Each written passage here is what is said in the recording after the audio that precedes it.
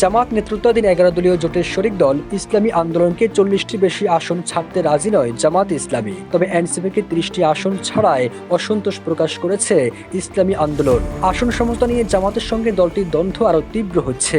আবার অন্যদিকে ইসলামী আন্দোলনের সিনিয়র নায়েবে আমির মুফতি ফয়জুল করিম দুটি আসনে নির্বাচন করার দাবি তুলেছেন। এমন প্রেক্ষাপটে বিভিন্ন মহলে প্রশ্ন উঠেছে, তবে কি 11 দলীয় জোটে থাকবে ইসলামী আন্দোলন, নাকি নির্দিষ্ট আসন না পেলে জোট থেকে সরে যাবে? 11 দলীয় জোটে আসন সমঝোতার সমাধানের পরিবর্তে জটিলতা বেড়েছে।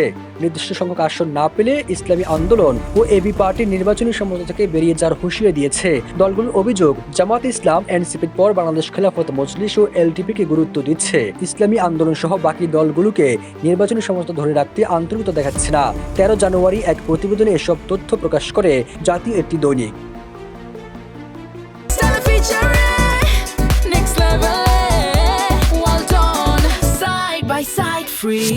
আসন সমঝোতা ঘিরে এমন উত্তেজনায় জামাত ও ইসলামী আন্দোলনের জ্যেষ্ঠ নেতারা চুপ থাকলেও সামাজিক যোগাযোগ মাধ্যমে দল দুটির কর্মী সমর্থকরা বাহাসে জড়িয়েছেন। ইসলামী আন্দোলনে তারা দাবি করেছেন, ইসলামপন্থী দলগুলো ভোট এক বাক্সে আনার তথ্য দিয়েছিলেন দলটির আমির সৈয়দ মোহাম্মদ রাজাউল করিম।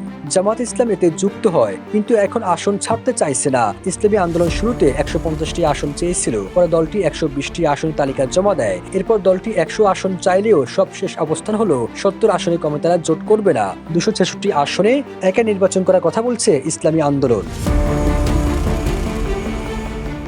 দলীয়ভাবে চালানো 3টি জরিপের বরাতে জামাত নেতারা দাবি করেছেন, ইসলামী আন্দোলনের ভোট সারা দেশে সর্বোচ্চ 3%, কিন্তু নির্বাচনী মাঠে জোয়ার তুলতে বৃহত্তর ইসলামী ঐক্যের আবহ তৈরি করা প্রয়োজন। তাই দলটির সঙ্গে জামাত সমঝোতা ভাঙতে চায় না, কিন্তু 40টি আসনে না মানলে সমঝোতা ভেঙে যেতে পারে। যদিও এই 40 আসন নিয়ে ক্ষোভ রয়েছে চরমোনাই পীরের দলের। তবে জামাত ও ইসলামী আন্দোলনের এমন টানাপোড়েনের কথা অস্বীকার করে জামাতের সহকারী সেক্রেটারি হামিদুর রহমান আজাদ বলেন, নির্বাচনী সমঝোতা ভেঙে যাচ্ছে এমন কোনো পরিবেশ নেই। অত্যন্ত আন্তরিকতার সঙ্গে আলোচনা চলছে, 2-1 দিনের মধ্যে তা চূড়ান্ত হবে। সবুজ আলম, নিউজ ডেস্ক, ইত্তেফাক।